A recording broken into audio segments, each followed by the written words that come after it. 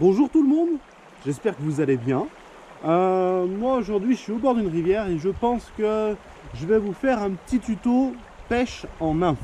Pour ceux qui pêchent déjà à la mouche, vous savez que les truites ne sont pas forcément tout le temps en activité, à gober, à attraper tout ce qui vole, tous les insectes. Donc du coup, il y a une deuxième technique, c'est de pêcher sous l'eau avec des nymphes, donc des imitations de larves et voilà, il y a des nymphes de toutes les tailles, de toutes les grosseurs, de tous les poids. Moi aujourd'hui ce qu'on va essayer de voir, c'est de vous montrer, de vous apprendre les différents montages, parce qu'il y a plusieurs façons de monter une nymphe au bout de votre ligne. Par rapport à mon expérience personnelle, on va essayer de voir ensemble pourquoi j'utilise telle technique et pas une autre, et les avantages, les inconvénients. On va essayer de voir tout ça. C'est parti, montage numéro 1, allez go.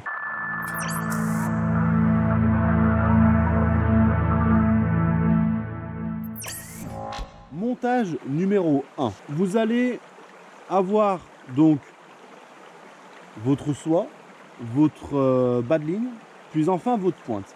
Moi, la pointe, quoi qu'il arrive, j'utilise un fil fin. J'utilise du 10, voire du 8 centièmes. Dites-vous bien une chose, c'est que les truites vont être très sensibles à votre fil qui va gérer votre nymphe. Si en pêchant, vous avez un gros câble, un gros fil qui va jusqu'à votre nymphe, oui, votre fil ne vrillera pas, oui, il sera costaud et ça cassera pas, mais non, les truites ne mordront pas. Tout simplement parce qu'elles le verront arriver et clairement, elles vont dire non, c'est pas normal. Qui dit pêche assez fin, dit pointe, donc fil qui peut casser assez rapidement. Donc c'est une technique de pêche assez légère, il faut y aller doucement quand on pêche en nymphe. Des petits lancers, inutile de vous dire que vous devez avoir le moins de soie de sortie au bout de la canne. C'est un peu comme si vous pêchez en toc finalement. Vous allez avoir juste un petit bout de soie qui dépasse de votre canne et puis après votre ligne qui va aller dans l'eau et vous allez pêcher en dessous de votre canne comme au toc. N'oubliez pas quand vous pêchez d'agrandir les gestes. Vous n'allez pas avoir une sèche au bout avec un truc qui perce le vent. Non, non, non, vous allez avoir une nymphe lourde, avec des fois certaines même très lourdes, avec une grosse bille, c'est des vrais petits cailloux, c'est fait pour couler au fond de l'eau. Ça va être différent comme lancer.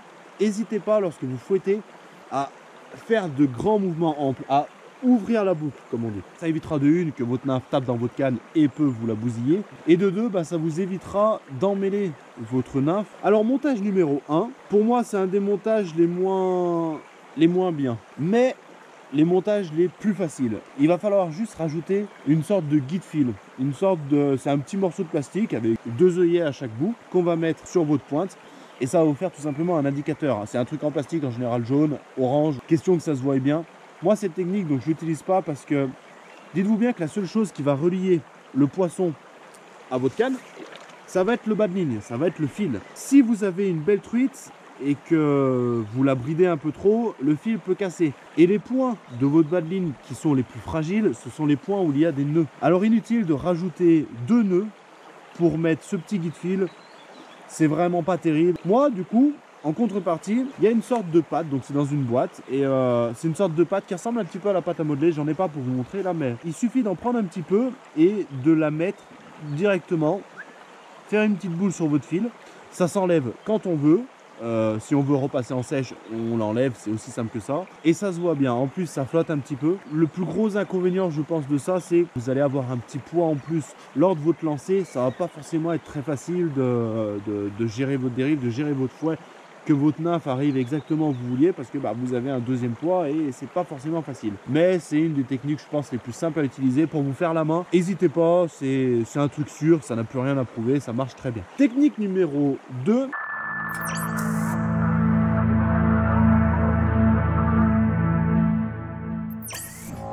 C'est exactement la même chose, sauf que cette fois-ci, on va pouvoir utiliser de la peinture à bouchon. Alors ça, c'est mon père qui a eu l'idée, c'est de la peinture à bouchon classique pour les bouchons au cou. Hein. Hop, et à n'importe quelle distance sur son bas de ligne, tout simplement,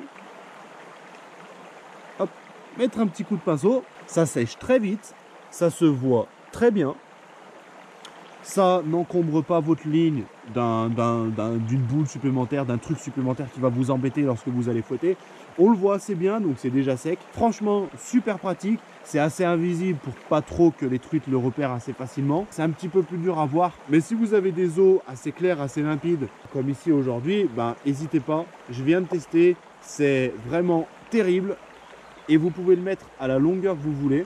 Et lorsque vous en avez marre, que vous voulez repasser en sèche, hop, vous grattez, ça part tout seul et votre fil il est de nouveau tout neuf.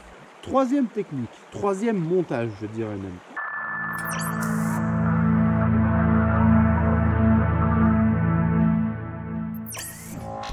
Cette fois-ci, ça va être un montage en potence. Lorsque vous allez accrocher votre dernier fil, votre pointe pour aller mettre votre nymphe, vous allez, au lieu de couper les deux petits excédents de fil qui restent, laisser celui qui est dessus, laissez-le assez grand, même un petit 20-30 cm. Et au bout de ce fil-là, vous allez pouvoir mettre une sèche. Donc comme ça, vous pourrez pêcher avec cette technique de hauteur d'eau, en sèche et en nymphe qui sera juste en dessous. Ça va vous servir tout simplement de bouchon. Et donc d'avoir ce bouchon en sèche, bah, ça vous permet de pêcher en même temps en sèche et potentiellement de faire du poisson en gobage. Ça m'est déjà arrivé sur la potence de faire du poisson. Pour le choix de votre mouche sèche en potence, en général mettez une mouche un peu plus costaud, pas un petit cul de canard tout fin parce que votre nymphe va la couler au fond. Un palmer ça fait très bien, un sedge ça fait très bien, un chevreuil ça fait très bien et vous verrez bien graissé, ça flotte très bien, vous saurez tout le temps où est votre nymphe. Juste en dessous vous allez pouvoir gérer votre dérive bien plus facilement. Par contre,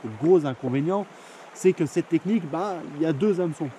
Qui dit deux hameçons dit il faut 2 fois plus de chances d'accrocher, dit 2 fois plus de chances d'emmêler quoi que ce soit avec l'un ou l'autre hameçon. Allez-y doucement avec cette technique et ça vous forcera même encore mieux à gérer votre lancée et gérer votre dérive, parce que le fait d'avoir les deux mouches, bah, séparément, bah, ça va vous forcer à faire des dérives parfaites. Toujours avec un minimum de soie sortie, on pêche sous la canne et pourquoi pas juste avec le bout de soie qui sort, le fil qui est directement en contact avec la sèche qui pêche, la nymphe juste en dessous et on fait sa dérive. Si vous avez gobage ou la nymphe ou la sèche, pardon, qui coule sous l'eau, paf, vous ferrez, soit vous avez accroché, soit vous aurez un poisson. Quatrième, c'est le montage que j'ai utilisé aujourd'hui, c'est celui que je tripouille depuis tout à l'heure.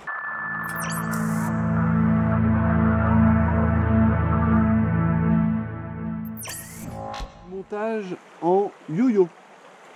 Alors c'est un ami pêcheur qui m'a montré cette technique, et un yo-yo, c'est ça. Alors qu'est-ce que c'est cette mouche bizarre un peu parachute, un peu chevreuil, un peu on sait pas trop quoi. Une mouche que j'ai montée moi-même. Vous la trouverez pas dans le commerce celle-là. Si vous en voulez, il va falloir vous les faire. Et donc la particularité de cette mouche, c'est qu'elle a deux œillets. Un derrière et un devant. C'est juste un hameçon coupé qu'on a mis, donc on a mis l'œillet sur la hampe, enfin on a mis hampe sur hampe, ce qui va vous permettre de faire votre mouche par-dessus et donc d'avoir les deux œillets. Une fois que vous avez votre bas de ligne, bah vous passez votre fil sous le premier œillet, puis sous le deuxième œillet. Le fil va faire un S entre votre mouche, ce qui va vous permettre de, une fois tendue, vous la bloquer. Là vous voyez, bah, je force mais elle ne bouge plus. Alors que si le fil est détendu, on va pouvoir la bouger comme un bouchon tout simplement. De pêcher à la hauteur d'eau que vous le désirez. À chaque coup, vous pourrez ajuster votre hauteur d'eau.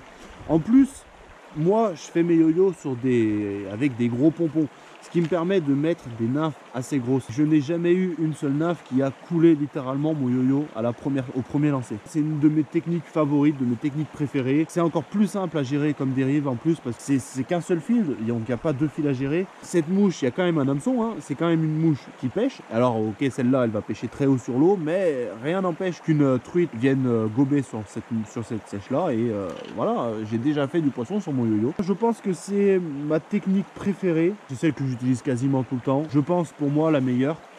Je vous conseille vraiment, mais bon, ça vous nécessite d'avoir quelques notions en montage de mouche parce que, comme je disais, vous ne les trouverez pas dans le commerce. C'est mon petit truc, c'est comme ça que je pêche en nymphe la plupart du temps.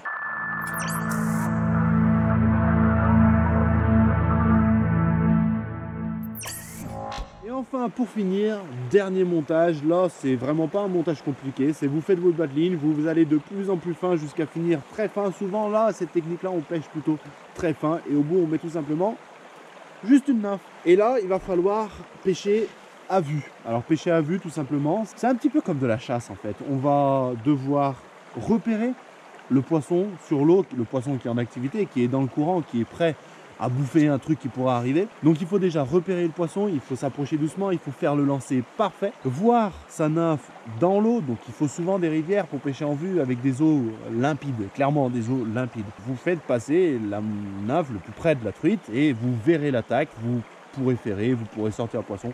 Mais les gens qui pêchent par cette technique, ben, je pense que je n'ai rien à vous apprendre sur la pêche en nappe. Vous devez très bien vous débrouiller déjà. Ma foi, je pense que c'est la technique finale, c'est le boss final, si je peux dire, de la pêche en nappe. Donc voilà, si vous voulez pêcher, vous lancer à la pêche à vue, bah, je vous conseille de passer un petit peu par les étapes d'avant, savoir que la pêche, bah, plus vous pêchez, plus vous saurez bien pêcher. La pêche en nappe, c'est pas tout à fait pareil, c'est pas tout à fait les mêmes sensations, les mêmes lancers, les mêmes fouettés que la pêche en sèche.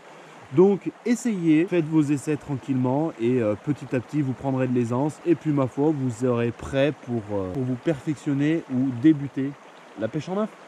J'espère que ce petit tuto vous aura plu. Inutile de vous dire que vous pouvez vous abonner, que vous pouvez mettre un pouce bleu, c'est super important si vous voulez m'aider à me soutenir dans ma chaîne, m'aider à me soutenir dans mes projets. Allez aussi checker mon Instagram, le moucheur, ça vous prend 2 secondes, allez hop hop, allez-y, paf sur le portable, boum, vous suivez. Si vous voulez être à l'affût de la prochaine sortie de vidéo. Ma foi, moi je vais vous laisser, je vais aller continuer le parcours dans cette belle rivière. Alors je sais pas si vous l'avez reconnu, j'en ai pas parlé de cette rivière, mais nous sommes dans une rivière qui s'appelle l'Arzon, pour ceux qui l'auraient reconnu. La rivière aux couleurs thé. Une très belle rivière avec de très beaux spécimens dedans. Je vous laisse avec de belles images de cette rivière et puis je vous dis à la prochaine. Ciao ciao. Puis vous verrez bien s'il y a un poisson au bout. S'il n'y en a pas, c'est que j'en ai pas fait.